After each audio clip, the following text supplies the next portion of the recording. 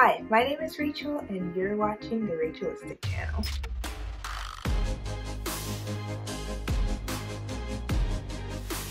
So if you clicked on this video, then you're probably wondering what neurodiversity is. You've probably heard this term maybe in other videos about autism or ADHD or things like that.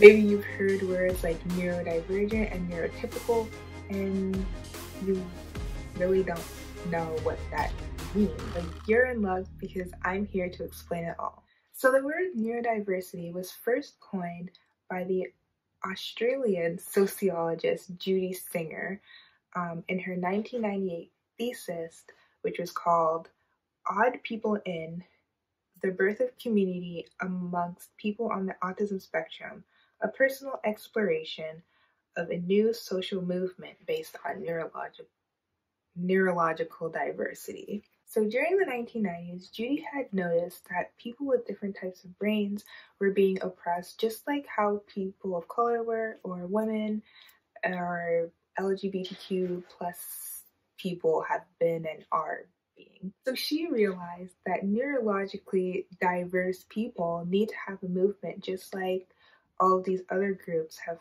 had and do have now. So that's when she came up with neurodiversity, which is just neurological and diversity put together. So you have neurodiversity. So the word further got popularized by the US writer Harvey Bloom in a 1998 issue of The Atlantic, and also by Judy's chapter in a 1999 issue of Disability Discourse called Why Can't You Be Normal for Once in Your Life?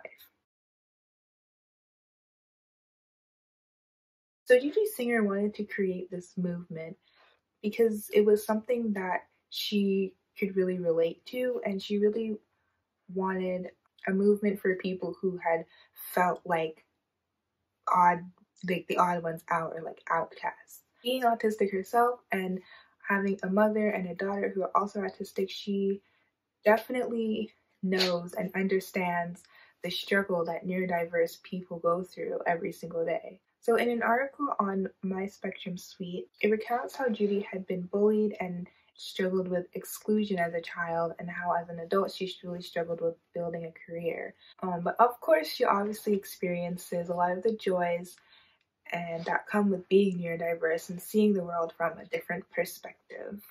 So if you want to learn more about Judy Singer, then I'm going to leave some links in the description of like the information and the articles that I read, and if I can find a link to maybe some of the things that she wrote, then I will link those down below as well. So you can check it out if you want to. So now that we know where this word came from, let's find out what it actually means.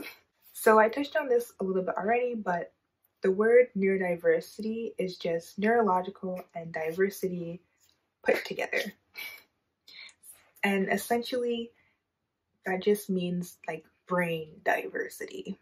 The idea of neurodiversity is that there are a lot of different types of brains out there, and not just one like typical or one like perfect example of a brain that every person is supposed to have, you know? So neurodiversity, it looks at disability from a social model rather than a medical model. So a medical model, this is a very like simplified way of saying it, but a medical model, it would say that there's only one type of brain that people should have, and if your brain is different from that, then it needs to be fixed or cured to be more like that one perfect brain. Whereas the social model would say that actually there are different types of brains out there, and if yours is different, that's okay. If you need help with certain things, then we're gonna accommodate you. We're not gonna try and fix you. We're just gonna try and help you so that you feel more comfortable.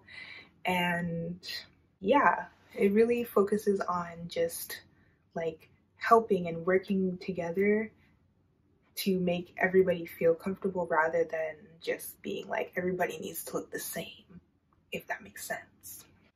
So really, neurodiversity is just recognizing that everybody has different types of brains, and there are a lot of different types of brains, and that is okay. It's not a bad thing, it's perfectly okay. It's kind of like biodiversity and how there are a lot of different like plants and animals, and that's like natural. It's a natural thing in the environment, and it's good for the environment. With neurodiversity, having lots of different types of brains is natural and it's okay, and it's actually good for the world. It's kind of just like personalities. Like if everybody was extroverts, that would be terrible. No offense to extroverts out there, you're great, but we also need introverts. So it's kind of like the same. That's kind of the same with neurodiversity. So the two kind of broad categories I would say of these types of brains are neurotypical and neurodivergent. So a neurotypical person would be somebody who has typical developmental, cognitive, and intellectual abilities according to the medical professionals of this world. Being neurotypical doesn't necessarily mean that you're normal. It doesn't mean that you're basic. It definitely doesn't mean that you're perfect. It just means that your brain is what your brain works, how medical professionals and general society thinks or believes that brains should work. That's how I see it, at least. On the flip side, neurodivergent is just basically the opposite. So a neurodivergent person is someone who doesn't have the typical developmental, cognitive, and or intellectual abilities. So if you're neurodivergent, then, you know, people would say that your brain is not how brains should work. So neurodivergent people are autistic people, people with ADHD, dyslexia, dyscalculia, I don't know if I'm saying that right, people who have Tourette's syndrome, and what else, BPD, you know, etc., etc., etc. If you were ever confused about what neurodivergent and neurotypical meant, now you know. So, why is the concept of neurodiversity even, and why is it important? Why should people care about it? Why should people talk about it? Why do we care about it? Well, neurodiversity is important because it views neurodivergent people as simply different rather than being like a burden on society because they don't do things like a neurotypical person does things. It takes into account that neurodiverse people have both strengths and weaknesses. And instead of trying to fix those weaknesses or cure those weaknesses, it's about accommodating those weaknesses and really embracing the strengths. I think that if we view the world from a neurodiversity perspective, then everybody gets treated better, both neurodivergent and neurotypical. From like a neurodiversity perspective, when people do things that are different than what you would do or different from like the mainstream or whatever, it's not seen, it wouldn't be seen as like weird or like you're an outcast. It wouldn't be made an outcast or thought of as like they're being over dramatic or you're just being a burden. You would just be seen as, oh, they're doing something different. That's it. They think different than me about this, so that's why they're doing it different. And that would be the end of it. And we could all get on with our lives. You know, people would be celebrated for their strengths and the things that they can do really, really well, and the things that they struggle with, their weaknesses, then we would help them with them. And, you know, everything would just be so much better, I feel. You know, people would be able to be themselves without fear of judgment or criticism or being dehumanized. I think, I know, that neurodivergent people have a lot to offer this world, and neurodiversity really gives them a place to do that. Speaking as a neurodivergent person myself, I can say that I would much rather live in a world where neurodiversity is the norm than whatever is the norm right now, non-neurodiversity. Yeah. I would much rather live in a world where people recognize that people's brains are different than in a world where your brain is expected to be like the norm. So I talked about how having neurodiversity is good for the world, and so you may be wondering like how or like what do neurodivergent people have to offer. So I'm going to show you guys a quick list of some neurodivergent people who have done a lot of cool and or important things for this world. So yeah, let's take a quick look.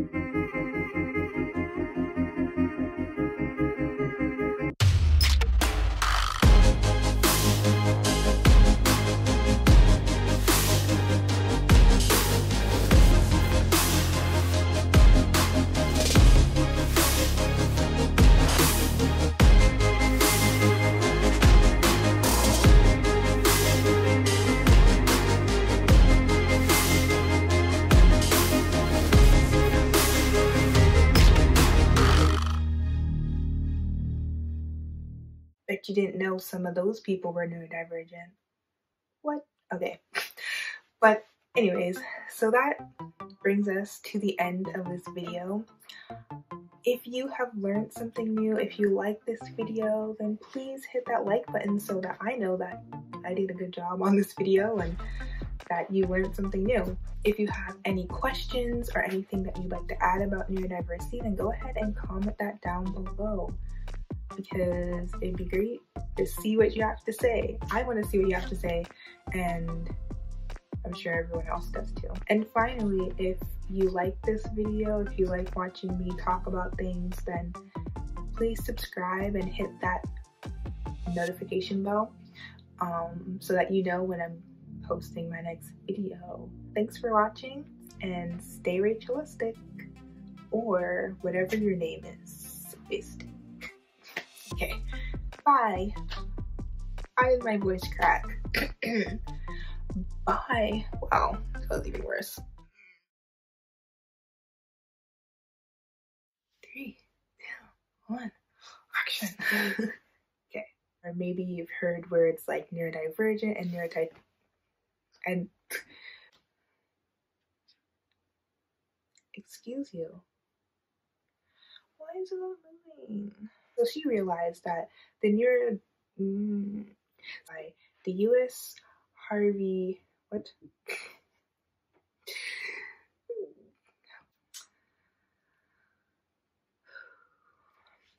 Scene is like, let me say that. Neurodivergent people are okay. Yeah. So I talked about how neurodiversity people would really embracing the strengths and like, nope, went in there.